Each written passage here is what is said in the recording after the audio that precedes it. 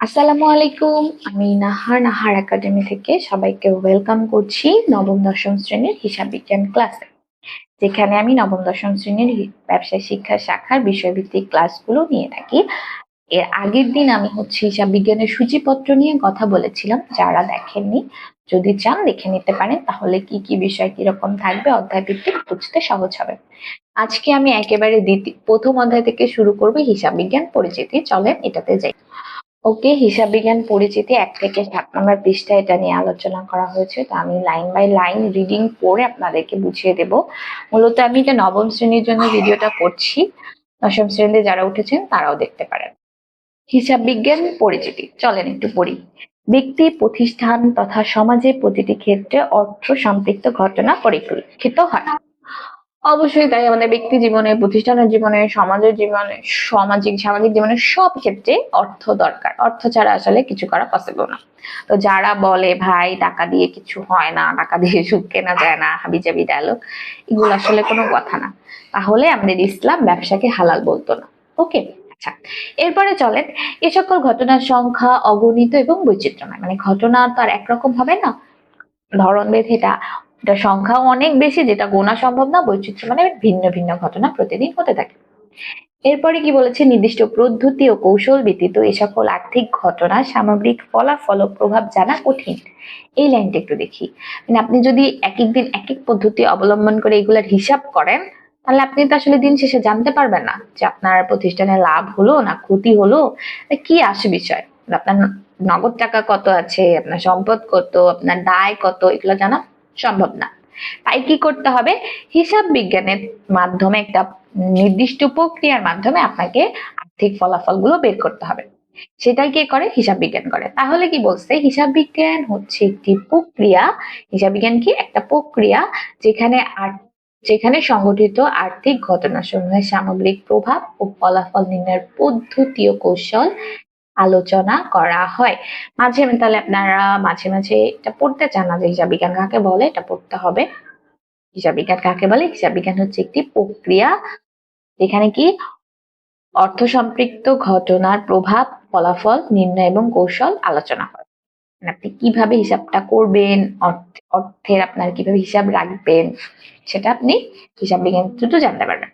মাঝে মাঝে এটা আসে, হিসাব বিজ্ঞান একটি ড্যাশ দিয়ে অপশন দেয়, পদ্ধতি, কৌশল, প্রক্রিয়া সব দিয়ে দেয়, তখন আপনাকে দিতে হবে প্রক্রিয়া।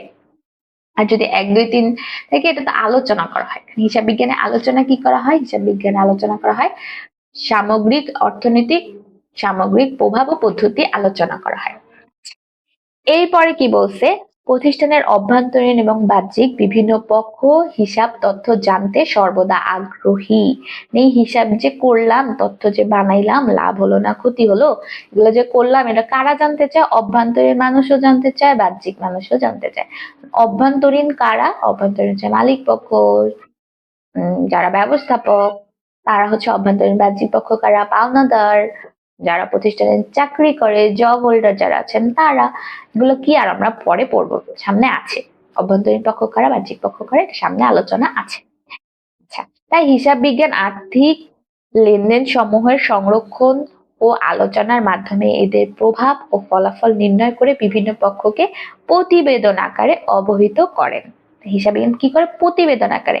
প্রতিবেদন আকারে মানে একটা বইয়ের থ্রুতে হইতে পারে, ডকুমেন্টের থ্রুতে হইতে পারে, বেশ গোছানো ভাবে আপনার সামনে তুলে ধরবে হিসাব বিজ্ঞান, এবং যেটা সব পক্ষই বুঝতে পারবে। একজন এক একজনের মতো করতেছে এরকমটা হবে না।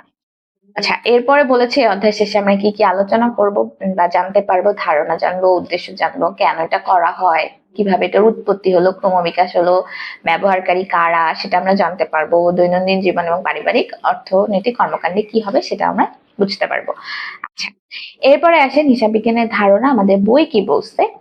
আচ্ছা, এখন এটা আমি কেন পড়াচ্ছি এত ডিটেলসে, আমি চাই যাদের, আমি জানি গ্রামে অ্যাকাউন্টিং এ, ঢাকা শহরে ভালো একজন হিসাব বিজ্ঞান টিচার পাওয়া যায় না যে সহজ করে বুঝায় বলবে।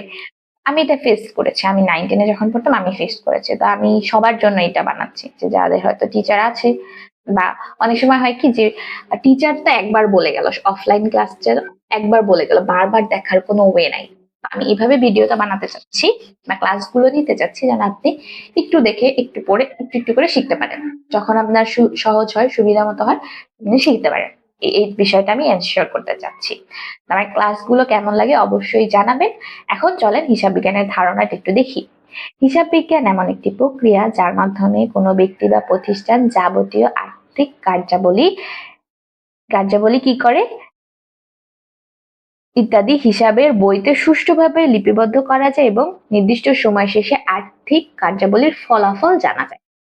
কি বলছে, হিসাব বিজ্ঞান এমন একটি কি প্রক্রিয়া, বারবারই দেখানো হচ্ছে এটা প্রক্রিয়া, যেখানে কি করা হবে, আর্থিক কার্যাবলী নির্ণয় করা হবে। আর্থিক কার্যাবলী কোনগুলো সেগুলো বলে দিচ্ছে, এটা একটু আমি পরে বলছি। হিসাবের বইতে সুষ্ঠুভাবে লিপিবদ্ধ করা যায়, নির্দিষ্ট সময় শেষে আর্থিক কার্যাবলী জানা যায়, ফলাফল জানা যায়। এটার জন্য আমরা হিসাব বিজ্ঞানটা করে থাকি। আর্থিক কার্যাবলীতে এতটুকু না, আরো অনেক অগণিত আমরা দেখলাম। প্রথমে বলছে কিভাবে কত টাকার খরচ আমি পরিশোধ করলাম, কত টাকা আমার আয় হলো, আমার সম্পদ আমি কত টাকায় ক্রয় করলাম, কত টাকায় বিক্রি করলাম, পণ্য আমি কত টাকা ক্রয় বিক্রয় করলাম, দেনাদার হতে আমি কত টাকা পেলাম, পাওনাদারকে আমি কত টাকা পরিশোধ করলাম, ইত্যাদি। আরো যা যা ঘটনা আছে, আরো যা যা লেনদেন আছে, সেগুলো আমরা সুন্দর মতো লিপিবদ্ধ করে ফলাফলটা নির্ণয় করতে পারবো। আচ্ছা, হিসাব বিজ্ঞান বিষয়ের আর্থিক লেনদেন লিপিবদ্ধকরণ, শ্রেণীবদ্ধকরণ, ব্যাখ্যাকরণের পদ্ধতি আলোচনা করা। এই লাইনটা আপনারা চাইলে দাগিয়ে রাখতে পারেন, ইটস ভেরি ইম্পর্টেন্ট। হিসাব বিজ্ঞান হচ্ছে কি লেনদেন, শ্রেণীবদ্ধকরণ এবং ব্যাখ্যাকরণ পদ্ধতি আলোচনা করা হয়। এখন এখানে আমরা আজকে এটা আলোচনা করে আমি শেষ করব। কি লেনদেন লিপিবদ্ধকরণ? লেনদেন লিপিবদ্ধকরণ কি? আমার তো অনেক ঘটনা থাকবে, যেটা আমার আর্থিক ঘটনা হবে এবং যেটা আমার প্রতিষ্ঠানের সাথে সম্পৃক্ত হবে, সেটা আমি লিপিবদ্ধ করব। আচ্ছা, এখন এই লেনদেনটা কিভাবে চিহ্নিত করব ঘটনা থেকে, সেটা আমরা দ্বিতীয় অধ্যায়ে শিখবো, তাই না? এটা তো জাস্ট বলছে, মানে আমার অনেকগুলো যদি ঘটনা থাকে, এর মধ্যে থেকে আমাকে লেনদেনটা ফাইন্ড আউট করে লেনদেনটাই লিখতে হবে। শ্রেণীবদ্ধকরণ মানে হচ্ছে এটা কি আমার সম্পদ, এটা কি আমার দায়, না এটা আমার আয় হলো না ব্যয় হলো, এই হিসাবে লেখা। আচ্ছা, আর ব্যাখ্যাকরণ, এটাকে আমি কেন লিখলাম, এটা যে আমার সম্পদ কেন লিখলাম, এটা আমার যে দায় কেন আমি এটাকে দায় বলতেছি, এই বিষয়ে বিস্তারিত লিখে দেওয়া। এটা তাহলে সহজ কথায় কি, হিসাব বিজ্ঞানের বিষয়টা কি, লেনদেনকে আমাকে প্রথমে চিহ্নিত করতে হবে, এরপর এটা সম্পদ, দায়, আয় না মূলধন, এইটাতে লিখতে হবে। এবার কেন আমি এটাকে সম্পদ, দায়, আয়, মূলধন বলছি, সেটাকে আমার ব্যাখ্যা আকারে লিখতে হবে। গেল। এর ফলে কি হবে, এর ফলে যা জানা যাবে, আর্থিক অবস্থা পরিবর্তন জানা যাবে। কোনো সিদ্ধান্ত আমি যদি নিতে চাই, সেটা আমি সহজে দেখেই নিতে পারবো। আমার কাছে নগদ টাকা কত আছে সেটা আমি জানি, আমি নিতে পারবো যে হ্যাঁ আমার এই জিনিসটা ক্রয় করা উচিত নাকি উচিত না। এভাবে আমি সহজে সিদ্ধান্তগুলো নিতে পারবো। এরপরে কি আসছে, হিসাব বিজ্ঞানের জ্ঞান এবং ব্যবহার করে বিভিন্ন বিবরণী প্রস্তুত করা হয়। বিভিন্ন বিবরণী, এটা নিয়ে আমরা অনেক আলোচনা করব সামনে। তাই হিসাব বিজ্ঞানকে ব্যবসায়ের ভাষা বলা হয়। এটা আপনার এমসিকিউর জন্য ইম্পর্টেন্ট, লাগিয়ে রাখেন। তাই হিসাব বিজ্ঞানকে কি বলা হয়, ব্যবসায়ের ভাষা। দুইভাবে আসতে পারে, ব্যবসায়ের ভাষা কাকে বলা হয়, হিসাব বিজ্ঞানকে। হিসাব বিজ্ঞান হলো, অপশন দিয়ে দিল ব্যবসায়ের ভাষা। যে কোনো ভাবে আসলে আপনি যেন পারেন, লাগিয়ে রাখেন। হিসাব বিজ্ঞানের মাধ্যমে আর্থিক ঘটনা সমূহ হিসাবের নির্দিষ্ট বইতে যথাযথভাবে লিপিবদ্ধকরণ, শ্রেণীবদ্ধকরণ, বিশ্লেষণ করে ব্যক্তি বা প্রতিষ্ঠানের সামগ্রিক অবস্থা নিরূপণ করা যায়। এখান থেকে আপনার মুখস্থের বিষয় বা পড়ার বিষয় হচ্ছে, মুখস্থের কোনো বিষয় নাই, এটা জাস্ট নাকি এমসিকিউ এর জন্য পড়তে হবে, শর্ট কোয়েশ্চেন্স এর জন্য পড়তে হবে। আর প্রথমে এখান থেকে আপনাদেরকে প্রথম পৃষ্ঠা হচ্ছে কত, পেজ 1 থেকে আপনি হিসাব বিজ্ঞান কাকে বলে সেটা আপনাকে মেমোরাইজ করতে হবে। তাহলে আপনি যদি বলেন আগামী দিনের আপনার পড়া কি, আগামী দিনের পড়া হচ্ছে আপনার পেজ নাম্বার 1, পেজ নাম্বার 2 এর হিসাব বিজ্ঞানের ধারণা পর্যন্ত পড়া। কয়েকবার পড়বেন তাহলে একটা সুন্দর আইডিয়া পেয়ে যাবেন।